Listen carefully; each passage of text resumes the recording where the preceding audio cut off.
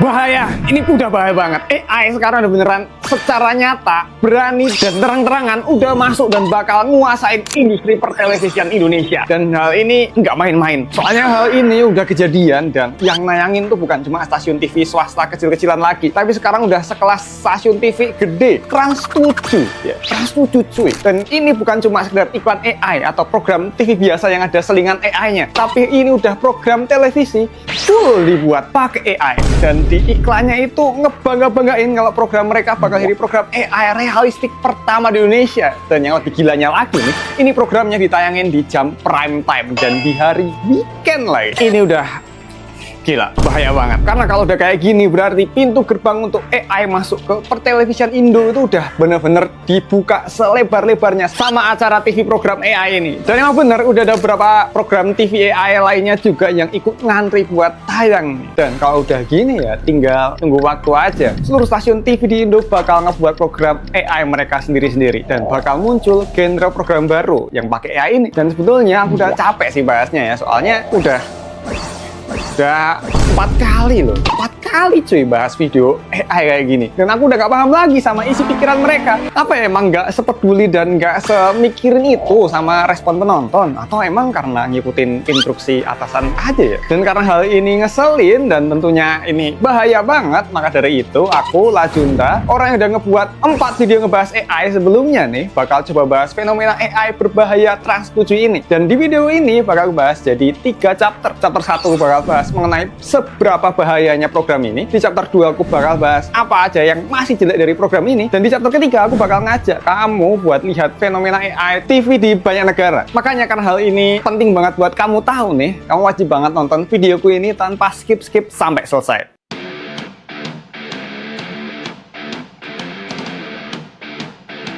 Sebelum lanjut ke pembahasan, aku mau kasih tahu kamu sesuatu dulu nih. Walaupun aku vokal banget sama isu AI kayak gini, tapi aku ini sama sekali nggak anti sama AI, apalagi teknologi loh. Soalnya aku ini juga selalu pakai teknologi buat bantu mempermudah bisnis atau kerjaanku. Tapi pasti pakainya secara bener loh ya. Contohnya kayak aku kemarin habis bikin website buat profil YouTubeku yang ini nih. Bagus banget kan? Yang mana web tadi itu gampang banget aku bikinnya dan aku buat sendiri sehari jadi. Nggak perlu bisa coding sama sekali dan semua ini bisa aku lakuin karena aku kebantu sama teknologi canggih dari satu platform yang namanya Odoo. Dan buat yang belum tahu nih, Odoo ini adalah software bisnis all-in-one yang gampang banget dipakai dengan jumlah lebih dari 70 aplikasi terintegrasi di dalamnya. Mulai dari sales, invoicing, inventory, website, dan masih banyak lainnya. Semua ada di Odoo. Kabar baiknya, penggunaan satu app Odoo itu gratis dan kalau butuh pakai banyak aplikasi bisa langganan dengan 110 ribuan aja. Dan cara pakainya pun juga super gampang banget. Tinggal buka odoo.com, klik uji coba gratis, pilih aplikasi yang kamu butuhin, lalu isi data yang diminta. Pilih warna, tema, dan fitur webnya. Dan di sini aku sekalian aktifin fitur toko juga. Soalnya jualan di Odoo itu gampang banget. Setelah websitenya jadi nih, kamu tinggal pergi ke kanan atas, buka tab baru, pilih produk. Terus tinggal masukin gambar, nama barang, kode batang, harga, pajak penjualan, kategori, dan tinggal klik simpan aja. Udah sesimpel itu, produk ini udah siap dipasarin. Pokoknya user friendly banget lah. Bahkan buat kamu yang nggak jago bikin web sekalipun. Dan kalau kamu bingung nulis isi websitenya, tenang aja. Odoo ini udah terintegrasi sama ChatGPT. Jadi tinggal ketik prompt dikit dan AI bakal buatin copywriting halaman kamu. Website ini juga bisa connect ke aplikasi lainnya, termasuk kalau kamu mau jualan tadi juga bisa. Pokoknya kalau pengen kelola bisnis atau mau kerjaan jadi lebih simpel, langsung aja cobain Odoo secara gratis. Atau ngobrol bareng pakar Odoo dengan klik link di deskripsi. Baik, lagi ke pembahasan.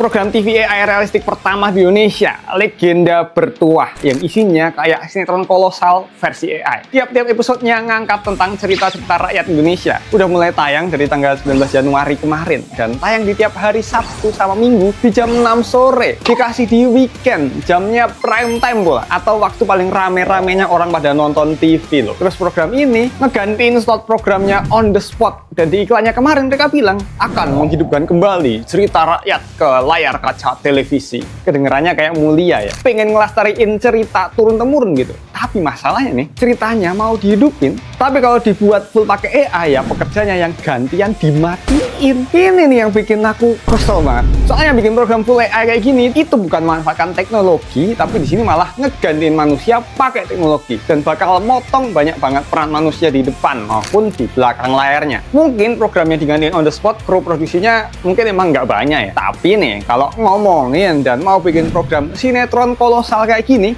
udah beda cerita. Soalnya kalau hitungan-hitungan kasar aja nih, kalau mau bikin sinetron kolosal atau program cerita rakyat beneran kayak gini tanpa AI nih dilakuin pakai syuting beneran kayak biasanya, prosesnya itu bakal ngelibatin banyak aktor, aktrisnya, terus kru produksinya, ada kameramen lah, lighting lah, art director lah, set decoration, make up, wardrobe, talent koordinator, editor, dan masih banyak tim produksi lainnya. Bisa ngelibatin sampai ratusan orang tiap episode programnya. Tapi kalau pakai AI nih, lihat aja nih dari program ini, dari credit title aja kelihatan tim intinya cuma dikit banget, fokusnya pun cuma di 4 orang ini nih, pengarah visual AI-nya aja. Kalau yang lainnya mah bisa dibilang pajangan aja ya, soalnya tinggal oke-oke sambil ngasih duit ke timnya tadi ya. Ini kan jomplang banget. Terus yang bikin makin bahaya, waktu awal aku lihat promosinya Desember kemarin nih, jujur ekspektasiku tuh rendah banget ya. Aku mikirnya paling jelek, paling nggak pantas tayang di TV. Tapi pas tayang perdana 19 Januari kemarin nih, setelah kulihat ini ternyata nggak jelek-jelek amat, nggak sejelek yang kukira. Walaupun nggak sebagus animasi buatan studio yang beneran niat ya, apalagi kayak film bioskop, masih beda jauh gitu. Tapi nih, masih bisa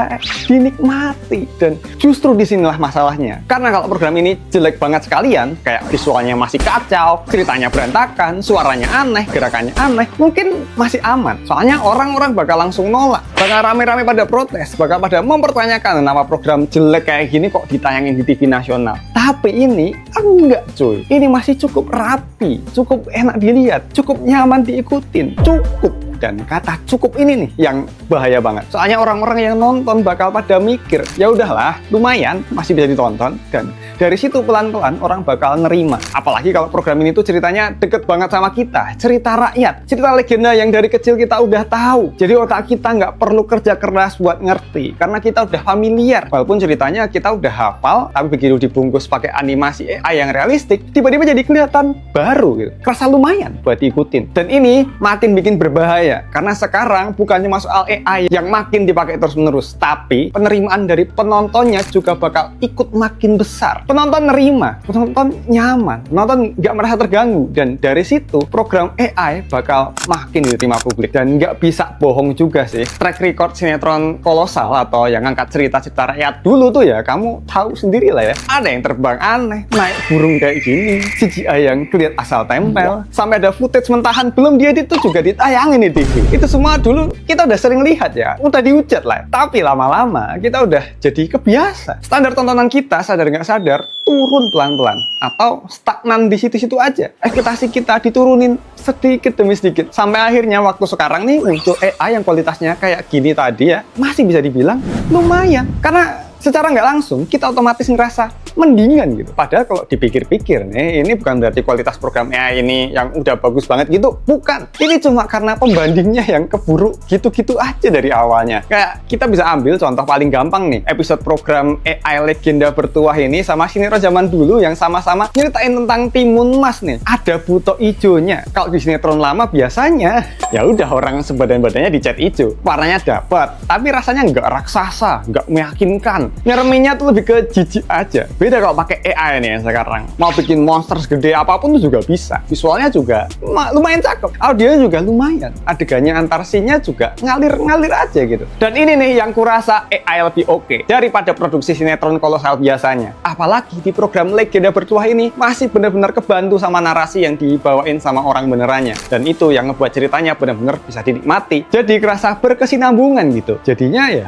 lumayan banget buat ditonton. Dan karena udah dibiasain dengan tontonan yang kelihatan low quality dari dulu ya, kita jadi gampang nerima tayangan setengah mateng kayak ginian. Makanya sekarang waktu ada program AI yang kualitasnya bisa dibilang lumayan tadi ya, langsung dengan gampang dianggap mendingan. Padahal sebenarnya kita cuma terlalu lama terbiasa dikasih kualitas tontonan yang gitu-gitu aja. Tapi aku bilang gini juga bukan berarti aku ngajak penonton untuk ngeliat program AI kayak ginian ya, enggak. Tapi aku bilang kayak gini untuk ngasih tahu gambaran ke kamu kalau udah seberbahaya dan senakutin itu AI sekarang ini. Soalnya levelnya sekarang itu udah bisa dinikmatin. Karena ya kayak yang gue bilang tadi ya, track record sinetron kolosal kita dulu tuh ya masih kayak gitu-gitu aja. Terus program ini tuh dari visual, ekspresi, dialog, suara karakter, semua tuh dibuat pakai AI. Yang artinya aktor-aktor bener-bener udah gak diperluin lagi di sini. Ini bukan bantu kerja manusia lagi, tapi ini udah bener-bener ngegantiin kerjaan manusia. Karena buat penonton umum, terutama di daerah yang cuma gabut nih, pengen cari tontonan yang bisa dibuat teman makan atau teman gabut aja nih, terus nggak sengaja lihat program ini, bakalan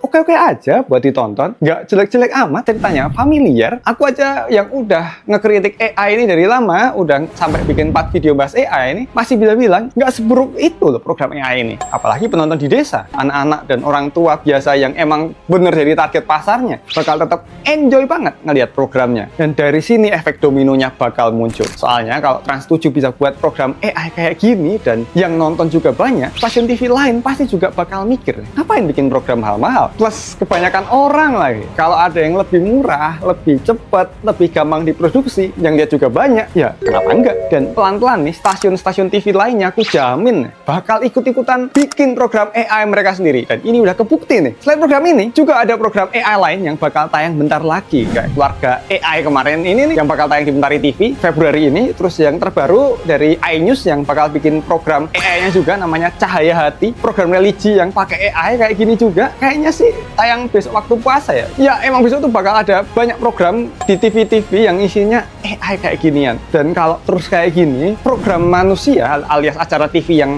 ada manusia ya, program acara TV manusia bakal kalah saing karena lebih mahal, lebih ribet daripada buat pakai AI ini. Dan hasilnya bukan cuma bakal muncul program-program AI lainnya, tapi juga ngegantiin ribuan pekerjaan manusia, mulai dari animator, editor, semua tim produksi sampai aktor, semuanya bakal kena. Tapi nih, walaupun aku udah bilang seberbahaya itu AI ini, tapi nggak bisa dipungkiri juga karena emang sebenarnya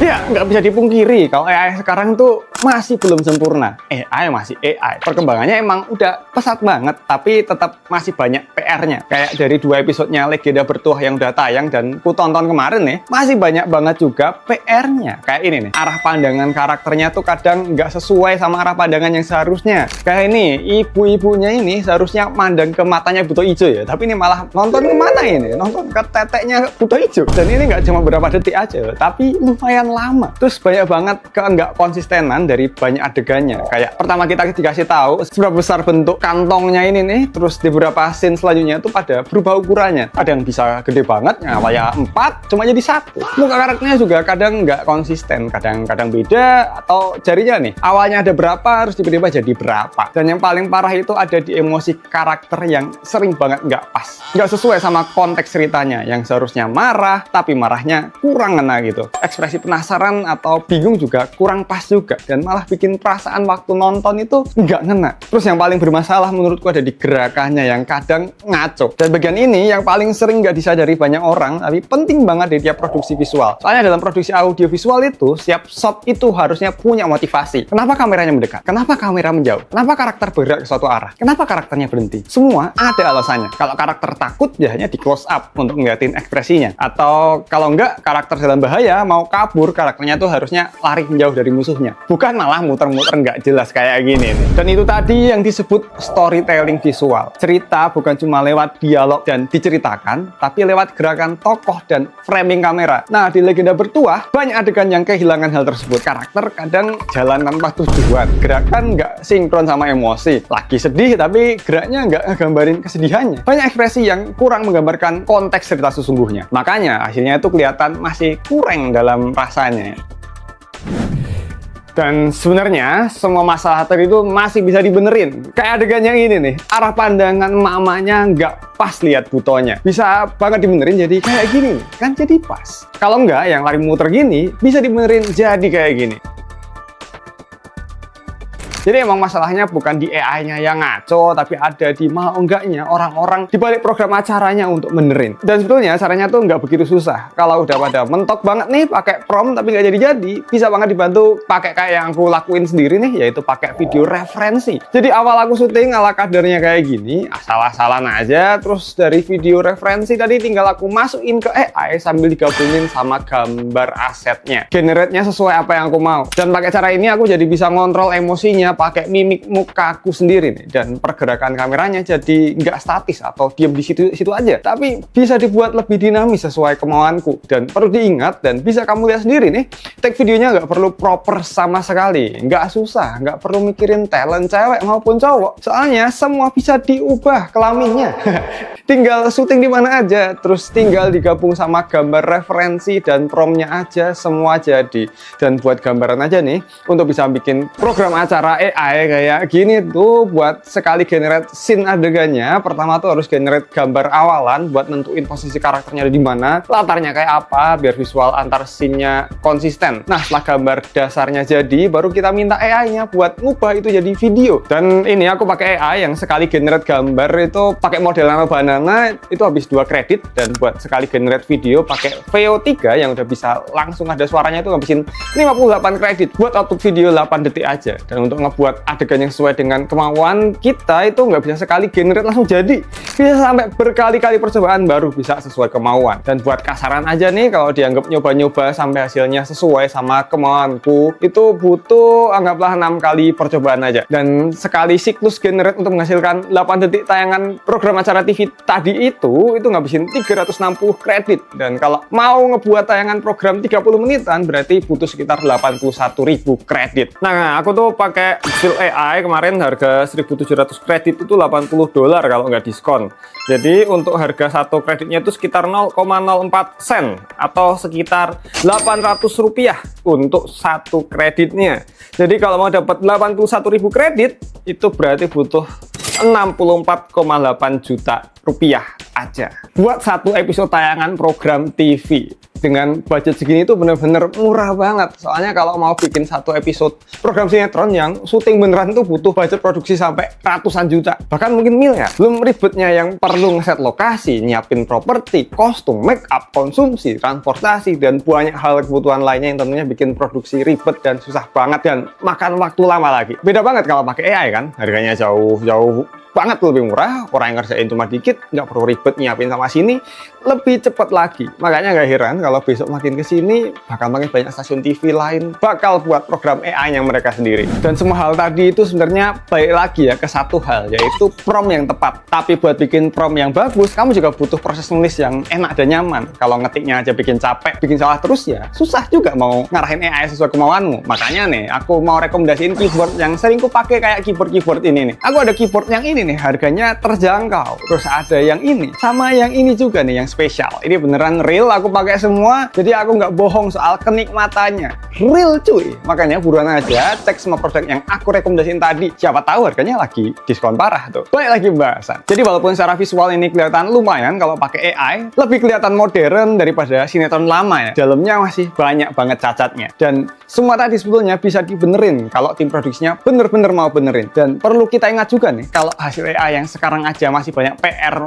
udah bisa tayang prime time, kebayang nggak tuh kalau nanti teknologi AI makin berkembang jadi lebih bagus dan konsisten lagi, bener-bener AI bisa nguasain industri di Indonesia. Dan itu yang bikin makin ngeri lagi. Dan perlu juga kita tahu nih, kalau sebetulnya program TV AI ini tuh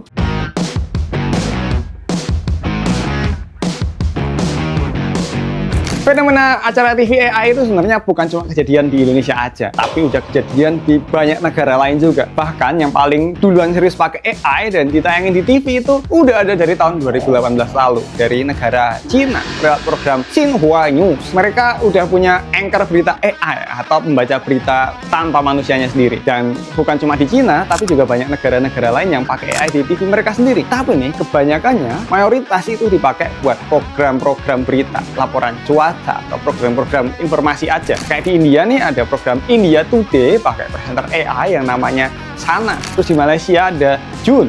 dari TV Astro Awani sampai dari Amerika nih di channel 1 yang udah pakai presenter AI-nya sendiri juga. Dan masih banyak negara lainnya yang gunain hal serupa kayak gini. Tapi masih sebatas program berita atau program informasi aja. Dan disinilah yang menarik nih. Setelah aku cari tahu nih dan sejauh pengetahuanku setelah aku riset di internet, walaupun AI udah lama, udah duluan dipakai di TV luar negeri, tapi kalau ngomongin sinetron AI yang tentunya lebih kompleks daripada program berita ya, yang mana ada cerita yang dibangun, ada emosi karakternya, ya baru ada di Indonesia ini aja. Ditayangin di TV swasta nasional gede, bahkan dikasih di weekend dan prime time pula. Negara lain yang udah lebih duluan pakai AI aja itu masih hati-hati, masih pakai AI itu batas di program berita aja. Sedangkan di Indonesia nih yang baru-baru aja ikutan malah langsung tancap gas ya, paling kenceng bikin program sinetron AI kayak ginian. Ya ada juga sih selain program berita, ada program TV lain yang dibuat dan ditayangin sama TV negara lain. Tapi itu program animasi anak yang grafiknya masih kayak gini nih. Xiang Qiu Xing Song di Cina Central Televisi. Sedangkan program Legenda Bertuah ini itu lebih kompleks sampai bisa ngegantiin pekerjaan aktor beneran. Soalnya di drama atau sinetron itu bukan cuma bicara soal visualnya aja ya, tapi lebih dalam dari itu ada persoalan emosi, budaya, sama bagaimana cara manusia bercerita dan mengungkapkan rasa lewat keseluruhan tayangannya. Negara lain biasanya masih pakai AI sekedar untuk buat bantu teknisnya aja, bukan buat gantiin keseluruhan produksi. Tapi di Indonesia kita langsung pakai buat ngangkat legenda, cerita rakyat, hal yang harusnya nih diciptain dengan cara yang benar-benar tepat supaya ini dari pesannya bisa disampaikan dan diterima secara maksimal ke masyarakat. Beresiko banget dan hasilnya pun juga masih banyak PR juga. Dan di luar negeri nih sebenarnya juga banyak proyek AI drama yang sama kayak Legenda Bertuah ini, tapi masih sebatas tayang di platform streaming tertentu aja, nggak malah dimasukin jadi program tayangan di TV negara mereka. Dan hasilnya pun bisa aku bilang lebih bagus daripada Legenda Bertuah ini. Kayak yang sama-sama ngangkat tentang cerita legenda nih. Ada Strange Mirror of Mountains and Seas. Ini visual audionya udah lebih konsisten daripada yang di Indo, tapi cuma ditayangin di platform streaming aja. Terus di Amerika juga ada kayak semacam reality show AI ginian nih. Menarik banget waktu kulihatnya dan sama cuma tayang di platform streaming aja. Aku yakin mereka masih ngetes dulu, ngelakuin evaluasi dulu. Mereka perbaiki dulu sebelum benar-benar bakal ditayangin di stasiun TV. Atau malah stasiun TV-nya yang nggak mau ya. Karena mereka masih menghargai pekerjaan manusia beneran ketimbang AI. Beda sama di Indo. Terus kita juga harus paham satu hal, semua hasil AI itu balik lagi ke manusia yang ngegunainya. AI nggak kerja sendiri. AI nurut perintah dari orang yang make. Kualitasnya tergantung prompt, tergantung arahan, tergantung kurasi manusia di belakangnya. Kalau promptnya asal, hasilnya ya asal. Kalau arahannya mateng, ya hasilnya bakal bagus sesuai yang dimau. Jadi sebenarnya manusia tetap otaknya ya, AI cuma alatnya. Tapi masalahnya di sini, banyak stasiun TV Indo sekarang pada pakai AI bukan buat ningkatin kualitas dan ngebantu pekerjaan manusia, tapi malah buat motong prosesnya aja. Harusnya AI itu cuma bantu bikin storyboard, bantu konsep awal, bantu visualisasi gambaran kasarnya. Tapi yang kejadian, AI malah dipakai buat gantiin kru, gantiin para aktor. Cuma buat ngehemat budget dan kejar tayang. Bukan buat eksplorasi yang dilakuin, tapi malah efisiensi dan cuan-cuanan aja. Dan aku takut banget nih, kalau pola ini tetap selalu diterusin, dan dikasih ruang terus, industri pertelevisian Indonesia pelan-pelan bakal berubah jadi stasiun TV yang ngasilin konten AI murahan aja, yang sebenarnya cuma pantas tayangin di YouTube aja, atau malah bisa-bisa besok nih selevel brand road AI kucing di TikTok nih bisa-bisa juga ikut tayangin di stasiun TV gede. Dan jujur dari awal aku nggak anti AI ya, dari awal juga aku nggak pernah bilang AI itu murni ancaman. Yang aku takutin itu kalau AI dipakai tanpa tanggung jawab. Bukan AI lawan manusia, bukan AI menggantikan manusia, tapi AI membantu manusia. AI bantu teknis dan produksi yang susah direalisasikan beneran, bukan gantiin semua prosesnya. Karena ujung-ujungnya ini bukan cuma soal satu program AI yang ditayangin di TV aja ya, ini soal industri televisi Indonesia ke depan yang pasti mau nggak mau ke depannya TV bakal tetap pakai AI. Itu nggak bisa dihindari. Pertanyaannya sekarang cuma satu, kita mau jadi industri kreatif yang tumbuh, yang ngasih ruang buat manusianya berkembang sambil manfaatin AI sebagai alat bantu, atau cuma jadi produsen program AI yang isinya ngejar murah dan cepet doang tanpa peduli kualitas dan dampaknya. Dan jujur aja aku juga berharap undang-undang penyiaran kita segera diperbaharui supaya program AI kayak gini nggak bisa asal tayang seenaknya di stasiun TV nasional lah, supaya ada aturan yang jelas, ada batasan dan ada tanggung jawab yang pasti biar teknologi AI tetap makin maju tapi manusianya juga ikut terus berkembang. Dan buat yang belum tahu nih, pakai AI ini juga sebenarnya ikut nyumbang ke krisis RAM yang lagi kejadian sekarang yang bikin harga RAM makin mahal, makin nggak masuk akal. Soalnya kebutuhan AI sekarang jadi meledak gede-gedean. Server-server AI di perusahaan besar sekarang nyedot RAM dalam jumlah gila-gilaan buat training data dan ngolah model mereka. Akibatnya stok RAM yang harusnya buat pasar umum malah banyak kesedot ke sana. Suplainya ke konsumen biasa jadi makin sedikit, dan begitu barang langka harganya naik. Ujung-ujungnya ya yang kena kita lagi. Kreator kecil, editor, animator yang mau kerja itu makin susah karena alatnya makin mahal. Dan bukan cuma soal RAM aja. Masalah lain yang jarang dibahas itu juga soal pendinginan server AI yang pakai pasokan air dalam jumlah besar. Data center AI itu sekarang tuh butuh sistem pendingin ekstra karena mesinnya panas banget dan kerja 24 jam non-stop. Salah satu cara paling efektif ya pakai air itu tadi buat pendinginannya. Dan air tadi bakal habis hilang nguap waktu proses pendinginannya. Dan masalahnya, air yang dipakai itu bukan cuma dalam jumlah sedikit, bisa ngabisin jutaan liter per hari buat satu pusat data aja. Dan makin besar industri AI, makin banyak data center dibangun, makin besar juga konsumsi airnya. Artinya, sumber daya alam kita pelan-pelan ikut kesedot cuma buat ngejalanin mesin. Makanya daerah-daerah yang dibangun pusat server AI jadi pada krisis kekurangan air bersih sekarang. Jadi dampaknya tuh berlapis ya, RAM makin mahal, listrik makin boros, air makin terkuras, lingkungan makin tertekan. Ya, ironis banget. Dan masalah per AI ini juga udah pernah aku bahas di video sebelumnya, mulai dari AI yang mau remake animasi legendaris sampai iklan-iklan pakai AI yang semua itu udah pernah aku bahas lengkap di video aku yang ini nih. Kenapa Indo nekat bikin acara TV full AI? Sama yang ini nih, kenapa Polri nekat bikin iklan AI? Langsung aja tonton dua-duanya, pinjam HP teman kamu, dan jangan lupa cek produk yang aku rekomendasiin tadi di sini.